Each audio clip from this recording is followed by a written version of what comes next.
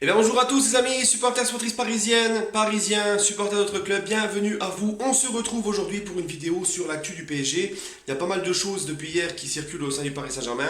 La blessure d'Herrera, on va y revenir ensemble. Le cas Neymar approché par le Real Madrid. Finalement, peut-être est-ce que Neymar va pouvoir se barrer du PSG et aller, non pas à Barça, mais chez le concurrent et le rival, le grand rival, le Real Madrid. Et bien sûr, en dernier point, le PSG, c'est tombé aujourd'hui, qui serait sur Anthony Lopez, le gardien du Paris Saint-Germain. Et ça, c'est pas du tout pour me déplaire. On va en parler tout de suite, les amis, juste après ça.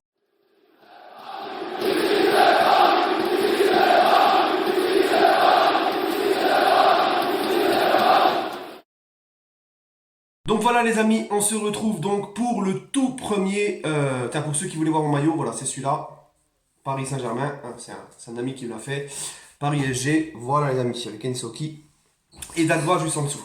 Voilà, c'est un maillot qui date de l'année dernière, si j'aurais su, ça serait jamais mis, mais bon, hein, faut pas savoir. Bref les amis, voilà, donc on se retrouve pour le premier thème de cette vidéo, donc Monsieur Ander Herrera, petit jeu de mots, Herrera déjà out, hein, entre parenthèses out, voilà, parce qu'il est déjà out au mois d'août, et ça me dépite les amis, j'ai l'impression qu'en fait on est le Poisse Saint-Germain, le mec débarque au PSG, blessé au mollet, c'est pas 2 3 jours d'absence, c'est 3 semaines, un mois. Alors après il va falloir qu'ils reviennent qu'ils reprennent le rythme, qu'ils reprennent avec le groupe, voilà, catastrophe quoi. Enfin bref, heureusement que la Ligue des Champions, c'est que dans un mois et demi à peu près. Même pas un mois, hein, ça commence très très vite, hein, ça va arriver très vite les amis, ça va arriver très vite. Donc en fait, moi je me pose une question. Je me dis voilà, euh, on a tapé sur le docteur Roland. Il s'est fait gifler du Paris Saint-Germain depuis cet été, donc depuis très récemment là, il n'est plus au Paris Saint-Germain, le docteur Roland. On a tapé sur le staff médical du docteur Roland. Le PSG a tout changé, le staff médical. Tout a changé. Hein. C'est complètement dit. Ça a complètement changé, il n'y en a plus aucun qui reste. Hein. C'était un changement total. Et là, on se retrouve déjà avec un blessé au mollet, 3 semaines, un mois. Donc, l'année dernière, on s'est retrouvé avec une panoplie de blessés. Alors oui, je sais, au Paris Saint-Germain, il y a énormément de blessés.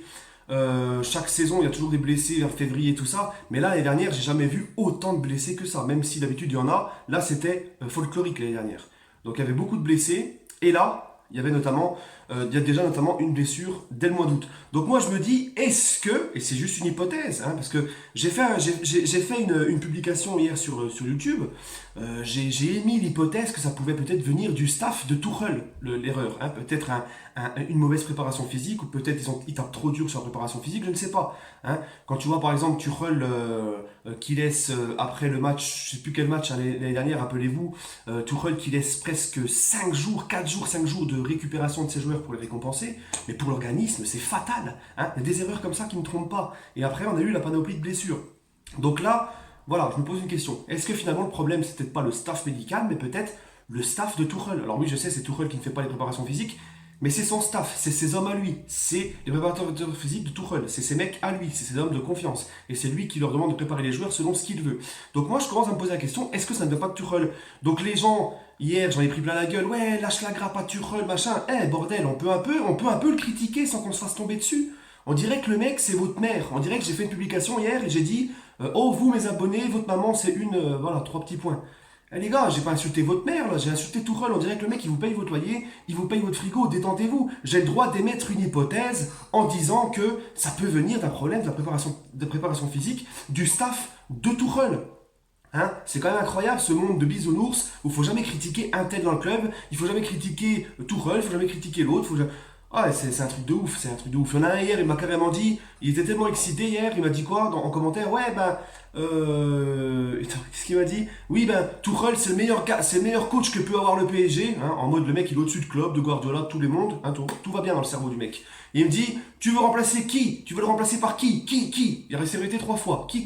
Le mec il a réussi à bégayer tellement qu'il était en transe, parce que j'ai parlé de son, je sais pas, on dirait que c'est sa mère en fait, voilà. Tuchel, on dirait que c'est sa mère au mec. Voilà, donc il me dit ça, le mec il arrive à bégayer sur le clavier. Hein. Donc, je sais pas gros, si t'es ballonné, si t'es ballonné, que t'as mal au ventre, va chier un coup, des stress. Ou va boire de l'eau fraîche, il fait chaud, il faut boire, il faut bien se désaltérer. Donc moi je me pose la question, est-ce que ça vient peut-être pas d'un problème de préparation de la part du staff, du staff de Tuchel?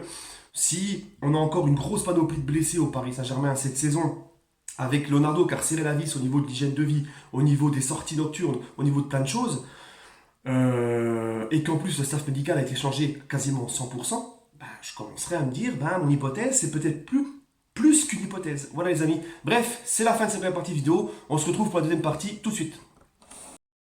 Donc voilà les amis, on se retrouve donc pour la deuxième partie de cette vidéo, le deuxième sujet, donc Neymar. Voilà, donc Neymar est approché par le Real Madrid, Neymar qui veut absolument rejoindre le Barça n'a rien, n'a pas d'argent, n'a pas de liquidité pour faire venir Neymar donc chez eux.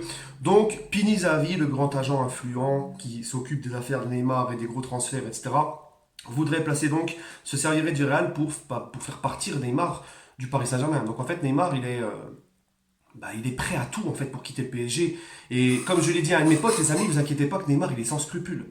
Neymar est vraiment un mec sans scrupules. Il n'aura pas peur d'aller au Real Madrid, le rival du Barça, alors qu'il a ses potes au Barça. Il en a rien à foutre. Il en a rien à foutre. S'il peut se barrer au PSG et aller dans un autre grand club, il le fera. D'accord? Parce qu'il est vraiment déterminé à se barrer le mec. D'accord? Donc moi écoutez, ben, je préfère voir Neymar au Real qu'au Barça, honnêtement. Hein. Je préfère voir Neymar au Real qu'au Barça. Vous connaissez mon avis? Moi je veux qu'il parte. Je veux absolument qu'un club essaye. Pour moi, c'est le moment jamais de le vendre, en fait. Voilà. Et vu tout ce qu'il a fait, tous les problèmes extrasportifs, ses problèmes de blessures, son comportement, moi, je n'en veux plus. Donc, si le Real, qui est quand même plus armé que le Barça financièrement pour s'offrir Neymar, bah, si le Real peut nous en débarrasser, je serai très content, les amis. Donc, voilà. Donc, le petit message de l'ardoise. Hein. Diva à vendre, 200 millions à débattre, HS de février jusqu'à juin. Voilà, parce que c'était à petite précision, il faut bien le préciser. Donc 200 millions, pourquoi? Parce que pour moi, Neymar, ben, vous le savez tous, je vous l'ai déjà dit, il ne vaut pas du tout 300 millions, il faut qu'on arrête avec ça. 300 millions d'euros, le mec on l'a acheté 222 millions d'euros et c'est en plus une clause libératoire qui est censée être plus chère que la valeur du joueur. Et le mec a été blessé pendant 2 ans, pratiquement 3 voire 4 mois HS. Donc, à cause de ces blessures-là, ça a été plus un échec sportif qu'une réussite. Donc forcément, ben, pour que tu aies une plus-value sur un joueur, que ça soit l'inverse, il faut que ça soit une réussite, lui, ça n'est pas une. Donc forcément, pour moi, son prix, il vaut pas plus que ça. Hein. Il faut arrêter de se voiler la face et de demander des 300 millions, des 400. Il y a des gens qui demandent même des 500 millions pour Neymar. Bref, les amis, donc voilà l'offre du Real Madrid. Là, par contre, c'est un petit peu juste. 120 millions d'euros plus Modric. Alors, Modric, 34 ans, saison très moyenne l'année dernière, il s'est pas remis encore de son ballon d'or. Franchement, non. Moi, cette offre-là, ça ne me suffit pas. Par contre, si le Real vient avec 120 millions d'euros et Casemiro, ah bah là, moi, je chine tout de suite, les amis. Là, Casemiro, je prends. S'il y a un milieu de terrain à prendre au Real Madrid, c'est bien sûr Casemiro, les gars. Voilà, les amis, dites-moi ce que vous en pensez. On se retrouve donc maintenant pour la troisième partie de cette vidéo. Voilà les amis, donc le troisième thème de cette vidéo, voilà, donc Lopez est approché par Leonardo, directeur sportif du PSG, pour venir tenir les cages du Paris Saint-Germain l'année prochaine. Bah, quel Lopez? Bah, celui de Lyon, tout simplement. Anthony Lopez. Alors moi, cette idée me ravit vraiment beaucoup, parce qu'Anthony Lopez, pour moi, est un gardien très sous-coté. Alors c'est vrai que je porte pas l'Olympique Lyonnais dans mon cœur, loin de là. Pas trop Lopez non plus, on se rappelle l'année dernière son petit coup de pupute, hein, FC Pupute, bonjour. On se rappelle donc son petit coup de pupute face à Mbappé l'année dernière, non c'était il y a 2 ans, à Lyon, quand il avait foncé sur Mbappé, qui avait valu un traumatisme crânien à Mbappé, un plus de peur que de mal heureusement.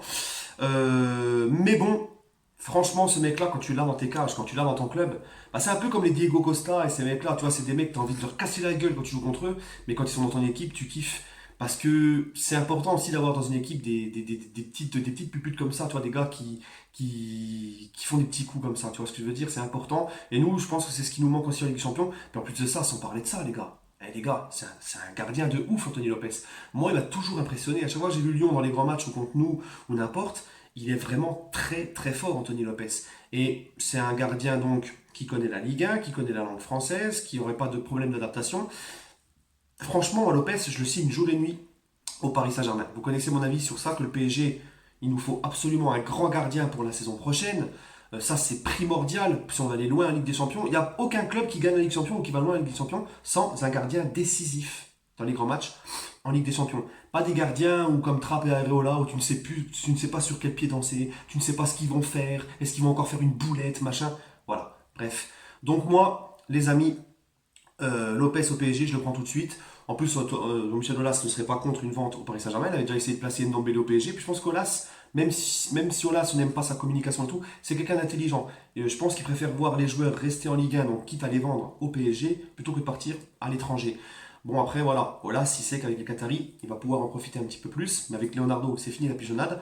Donc on verra bien, mais moi, cette idée me plaît complètement. Donc Anthony Lopez au Paris Saint-Germain. Donnez-moi votre avis, les amis, sur l'arrivée d'Anthony Lopez au PSG. Êtes-vous pour, êtes-vous contre? Après, voilà, moi je pense sincèrement que c'est peut-être que une prise de température. Parce que franchement, Lopez c'est quand même un vrai Lyonnais. S'il va à Paris, ça serait un peu une trahison pour les supporters lyonnais. Moi je pense plutôt que s'il part de Lyon, ça sera pour un club étranger. Bref, Lyon n'aura absolument pas le choix de le vendre cet été, que ce soit à Paris ou ailleurs, parce que Lopez, eh ben, s'il ne prolonge pas, il est gratuit. Dans 6 mois, il peut se mettre d'accord avec un club et partir librement en fin de saison prochaine gratuitement. Et ça, voilà, je ne pense pas qu'il acceptera. Voilà les amis, sur ce, prenez soin de vous. Ne partez pas tout de suite, j'ai un petit message pour vous à la fin donc, de cette vidéo tout de suite. Sur ce, prenez soin de vous les amis et allez Paris.